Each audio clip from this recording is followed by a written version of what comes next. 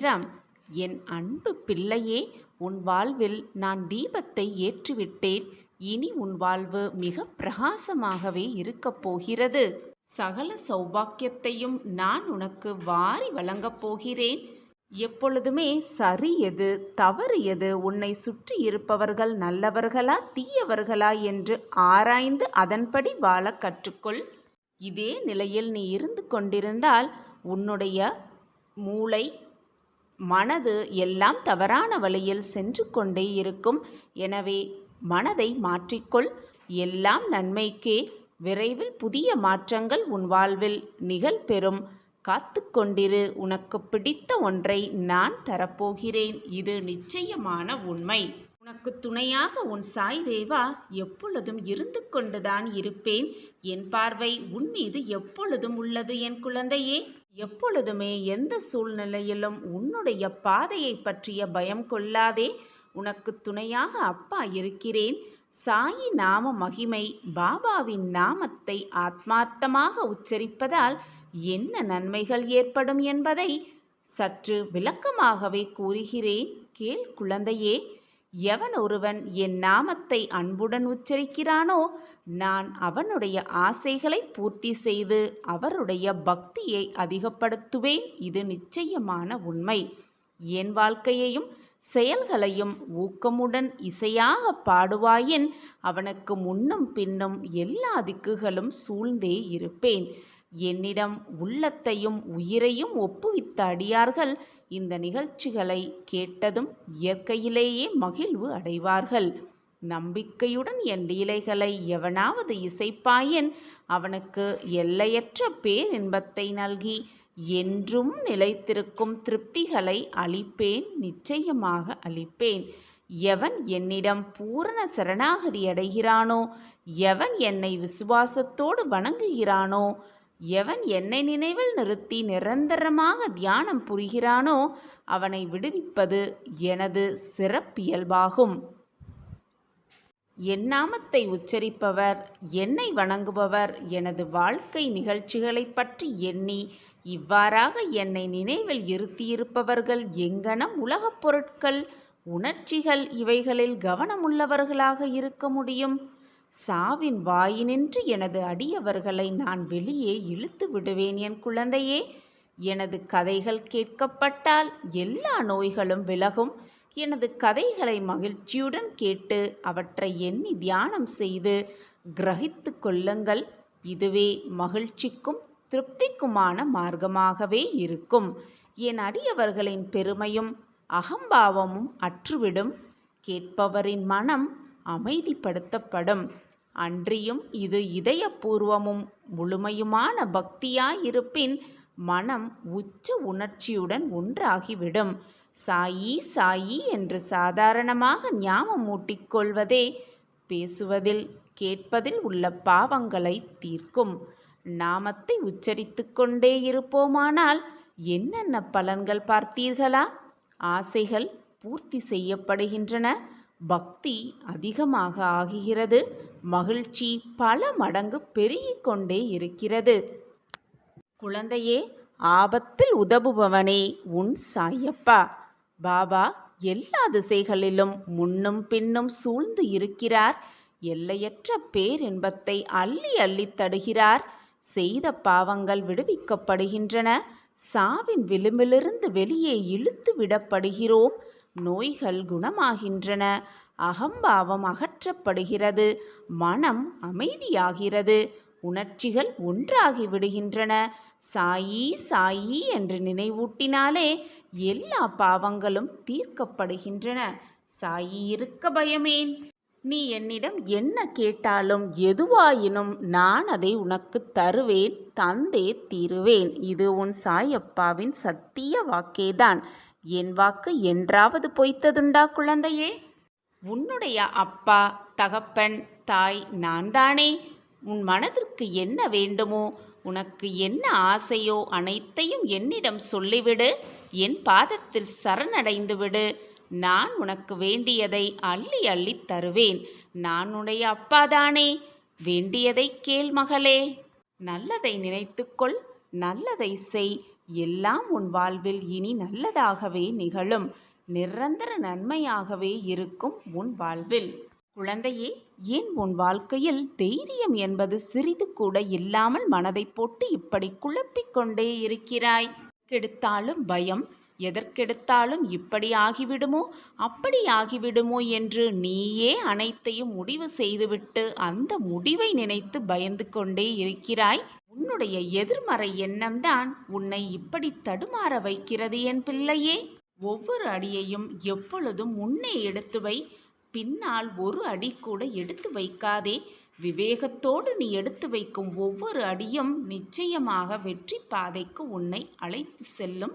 உனக்கு துணையாக எப்பொழுதும் உன் அப்பா உன் அருகிலேயே வந்து கொண்டிருப்பேன் என்பதை மறந்து விடாதே என் குழந்தையே. நான் இருக்கிறேன். உன் கஷ்டமெல்லாம் இந்த வருஷத்தோடு முடியப் போகிறது. வருகிற புது வருடம் உனக்கு வசந்த காலமாக நிச்சயமாக இருக்கும். என்னுடைய ஆசிர்வாதம் எப்பொழுதுமே உனக்கு உண்டு என் குழந்தையே. உன் கண்ணில் எப்பொழுது கண்ணீர் வந்தாலும் அதை துடைத்து உன் கஷ்டம் போக்க உன் சாயப்பா வருவேன். நிச்சயமாக வருவேன். எல்லாம் நன்மைக்கே. விரைவில் புதிய மாற்றம் உன் வாழ்வில் நிகழ்பெறும். காத்து கொண்டிரு. உனக்கு பிடித்த ஒன்றை உன் சாயப்பா நிச்சயமாக தருவேன். என் பிரியமான குழந்தைக்கு தராமல் வேறு யாருக்கு நான் தரப்போகிறேன்? உனக்கு துணையாக எப்பொழுதும் நான் இருப்பேன் குழந்தையே. மனவேதனைப்பட்டால் உன் சாயப்பா நிச்சயமாக வருவேன். வந்து ஆசிர்வாதம் புரிவேன். என்னுடைய வாக்குப்படிதான் நீ நடந்து கொண்டிருக்கிறாய். ஆனால் உன்னுடைய எதிர்மறை சிந்தனைகளால் சில சமயம் தடுமாறி விடுகிறாய். எப்பொழுதும் நேர்மறை எண்ணங்களை மனதில் வைத்துக்கொள். நல்ல சிந்தனையும் நல்ல எண்ணங்களையும் உன் மனதில் வைத்துக்கொள். உன் எண்ணம் போல் உன் சொற்கள் போல் உன் வாழ்க்கையும் மிக ஆனந்தமாகவே இருக்கும். நான் இருக்கிறேன் குழந்தையே. என் வார்த்தைகளின் மீது நம்பிக்கை வைத்து நீ செல்லும் பாதையில் தீர்க்கமாக வெற்றி அடைவதற்கான இலக்கை மட்டுமே நினைத்து கொண்டு பயணித்து கொண்டே இரு. உன் வாழ்க்கையில் ஒளி தீபத்தை நான் ஏற்றிவிட்டேன். இனி உன் வாழ்வில் எல்லாம் பிரகாசமே, எல்லாம் ஜெயமே, எல்லாம் வெற்றியே. நான் இருக்கிறேன் குழந்தையே. எதற்கும் பயப்படாதே, அஞ்சாதே, கண்ணீரை வீணடிக்காதே. சாயி சாயி என்று ஒரு முறை சொல்லிப்பார். உன் அனைத்து பிரச்சனைகளையும் தீர்த்து வைப்பேன் உன் சாயிநாதா. இதை புரிந்து கொண்டு செயல்படு. இதுதான் என் விதி, இதுதான் என் வாழ்க்கை என்று அப்படியே இருந்து விடாதே. விதியை நினைத்து கொண்டு எல்லாவற்றையும் நான் பார்த்து கொண்டுதான் இருக்கிறேன், கிரகித்து கொண்டுதான் இருக்கிறேன். யாருக்கு என்ன செய்ய வேண்டும், எப்படி தீர்ப்பு தர வேண்டும், எப்படி அவர்கள் மனதை மாற்ற வேண்டும் என்பது உன் சாயப்பாவிற்கு தெரியும் அல்லவா? இனி உன் வாழ்வில் என்னுடைய ஆட்டம் துவங்கப் போகிறது. பல நல்ல நல்ல மாற்றங்கள் உன் வாழ்வில் நிகழப்போகிறது. மிகப்பெரிய இன்ப அதிர்ச்சி உனக்காகவே காத்திருக்கிறது. உனக்கு சாதகமாகவே அனைத்தையும் செய்ய போகிறேன் உன் சாயிநாதர். நீ சற்று பொறுமையாக அமைதியாக பார்த்து கொண்டே இரு. அது போதும் எனக்கு. நீ என் முன்னே வந்து மனபாரம் தாங்காமல் உன் அனைத்து வேதனைகளையும் என் காலடியில் கொட்டி விட்டாய். என் முன் நீ அழுகும் அழுகையானது மிகவும் சக்தி வாய்ந்தது. உன் கண்ணீர் துளிகளை நான் உணர்ந்தேன். அந்த துளி என் பாதத்தில் கசிந்தது. என்னால் அதன் வேதனையை உணர்ந்து கொள்ள முடிகிறது. உன் கண்ணீரை துடைக்கும் வேலையையும் நான் செய்வேன். அந்த கண்ணீருக்கு பின்னால் இருக்கும் வேதனைகளையும் நான் துடைப்பேன். குருவின் முன் சிந்தும் கண்ணீரானது விலை மதிப்பற்றது. அதற்கான தீர்ப்பு, அதற்கான பதில் நிச்சயமாக அது தரும். குரு அதை தருவார், நிறைவேற்றி வைப்பார். குழந்தையே, உனக்கு எதிராக சதி செய்பவர்களை எப்பொழுதும் கோபித்து கொள்ளாதே. அவர்களை பழிக்கு பழி வாங்க வேண்டும் என்று துடிக்காதே. அனைத்தையும் நான் பார்த்து கொள்கிறேன். ஆனாலும் ஏதாவது துன்பம் நேர்ந்து விட்டாலோ, சோதனை நேர்ந்து விட்டாலோ, இதுதான் என் வாழ்க்கை, இப்படிதான் ஆகப் போகிறது, என் விதி முடியப் போகிறது இப்படியே என்று வெறுமனே யோசித்து உன் மனதை அப்படியே நிறுத்திவிடாதே. உன் வாழ்க்கை ஜெயிப்பதற்கான வழியை ஆராய்ந்து கொண்டே இரு. அதன்படி உன் வழியில் சென்று கொண்டே இரு. தீர்க்கமான சிந்தனையோடு இரு.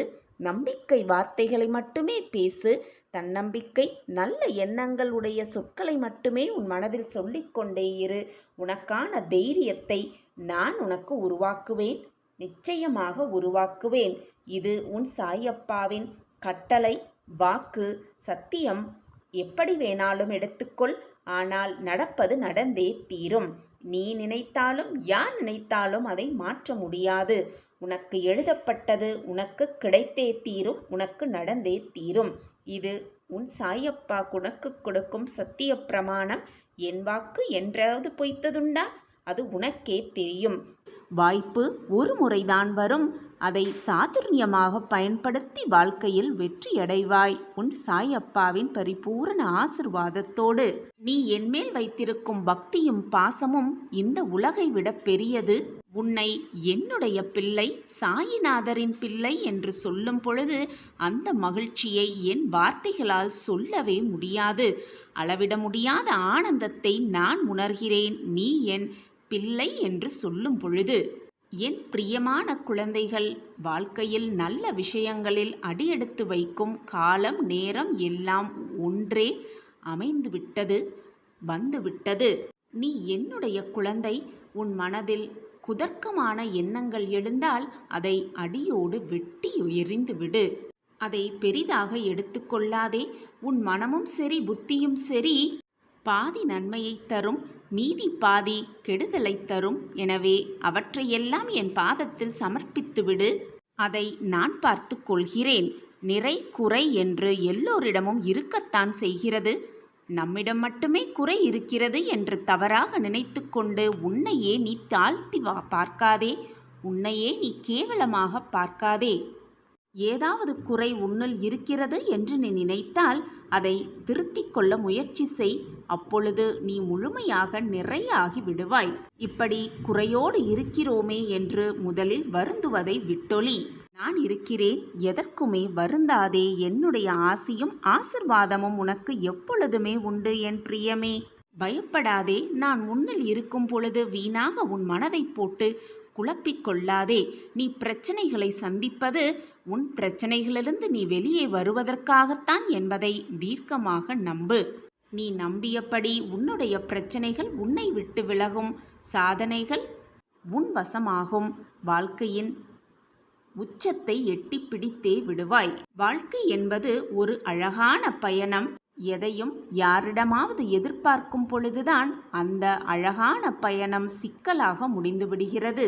எனவே மற்றவர்களிடம் எதையுமே எதிர்பார்க்காமல் நமக்கு கிடைத்திருக்கும் இந்த பொக்கிஷமான வழியில் பயணித்து கொண்டே இருந்தால் நிம்மதியோடு பயணிக்கலாம். சந்தோஷமாக வெற்றி என்னும் கனியை எட்டி பிடிக்கலாம். என்னுடைய பரிபூரண ஆசிர்வாதத்தோடு உன்னுடைய பயணமும் இனிதாகவே முடியும். எந்த கஷ்டம் வந்தாலும் கலங்காமல் தைரியமாக அப்பா இருக்கிறான் என்று சொல்லிக்கொண்டே உன் பயணத்தை தொடர்ந்து கொண்டே இரு. அதில் நிச்சயமாக வெற்றியை காண்பாய்.